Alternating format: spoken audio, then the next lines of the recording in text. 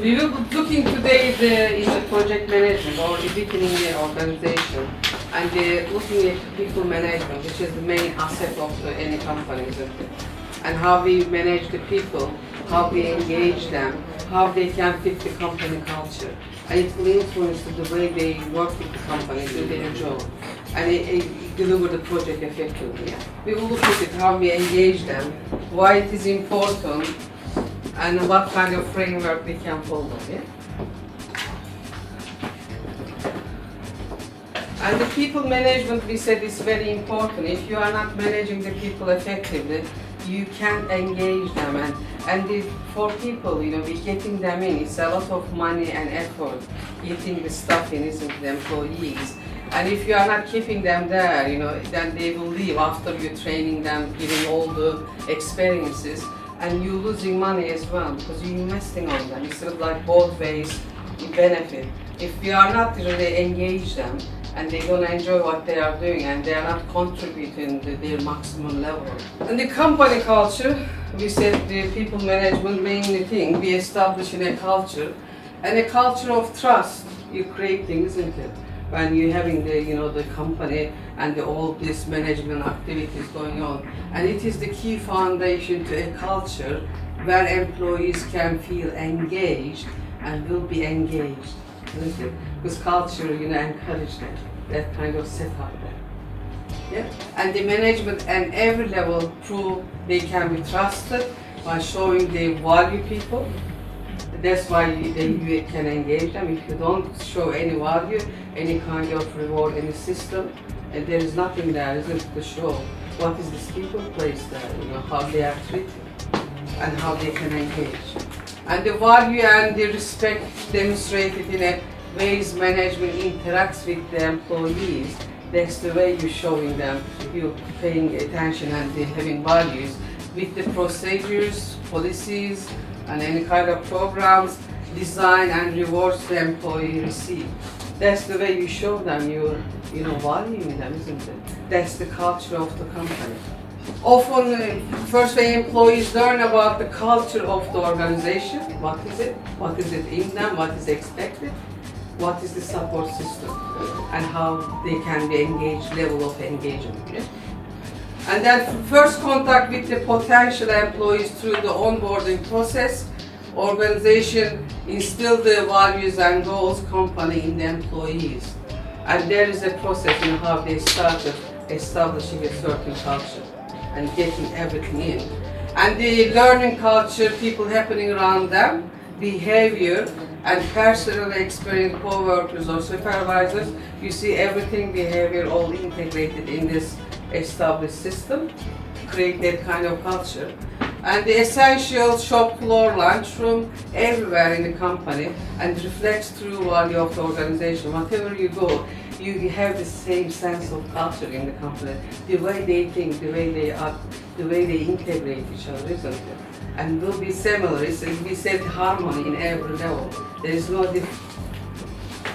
And the social factors, variety of national demographics, you have to take into account. Workforce made of the baby boomers, you see, Gen Xers, and the millennials or Gen Y. Because it is still there, people working 10 to 20 years, and then, you know, in between, and new ones coming in, isn't it? Completely different culture, way of, you know, the people working. And the Gen Xers and Gen Y, which is the now, isn't it, is coming in. You know, how we can harmonize them together in the company. You have no choice, it is the reality, isn't it? That's the challenge. And the legal and regulatory factors, this is we're looking at all the pestle factors, isn't it? Labor, employment law impact in the employment relationships, different within the EU, different within the country, and different within the international global world. And especially like less developed countries, developed countries, even if there is a certain institution, general law, in, you know, trade business law, but they can, you know, the way they apply within the internal market specific will be different. You have to respond to that, and company has a system to engage people, train them, isn't it? And then buy in, and they can work for you, achieve things. It's very, very tough to the market, isn't it? And these are many different elements. God knows, depends on the company, what they do. And global mobility, how far you want to do, because today's is, you don't just stay where you're born, you're educated, whatever, you have to move wherever the job is now. And it's the home market is not enough anymore, isn't it? The whole face of the business changed. And the growing complexity of the global talent strategies complicate these issues, isn't it? It's making more complicated, getting right people in, giving the culture, whatever the culture will be, isn't it? And engaging them. And the factors resulting in high people retention, and people like to do, you know, the most of you said, doing meaningful work, isn't it? Not just giving you, carrying tea or coffees to the managers, isn't it? It's something more related to your skills. And the challenging and allows employees to stretch and grow their knowledge, skills and abilities, and KSS, you know, the doing meaningful. And implementing open communication means everyone has access to the information they need and need to success. It means the information you need to, you know, to develop, respond to those, you know, the changes, to be a good employee and do the good work. Maintain institutional knowledge and experience in the company, because you're learning wider level of, you know, the knowledge and experiences, whole company, not just what you're doing in your small, you know, the unit. And they help with succession planning and organizational stability. Everybody's opinions is involved within for the future. Even individual project strategy have to fit with the general, you know, align with the general company strategies. Yeah.